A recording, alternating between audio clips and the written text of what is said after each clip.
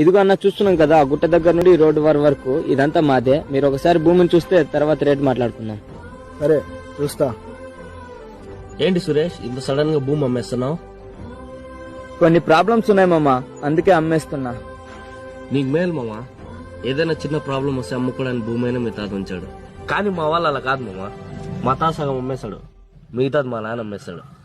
కానీ ఆ రోజు వాళ్ళు అమ్మింది భూమిని కాదు మామా, నా జీవితాన్ని.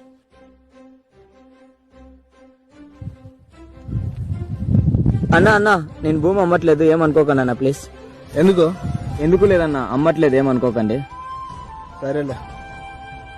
ఎందుకురా ఉన్నట్టుండి సడన్ గా అమ్మనని చెప్పేశావు? నువ్వే చెప్పావు కదా మామ, ఆ రోజు మీ పెద్దోళ్ళు అమ్మింది భూమిని కాదు నీ జీవితాన్ని అని.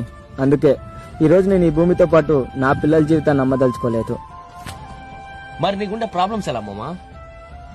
ప్రాబ్లం ఏముంది మామ, గట్టి కష్టపడితే తీరిపోతాయి. కానీ ఈ భూమి నేను ఇప్పుడు పోగొట్టుకుంటే మళ్ళీ తిరిగి నా పిల్లలకి సంపాదించి ఇవ్వలేను.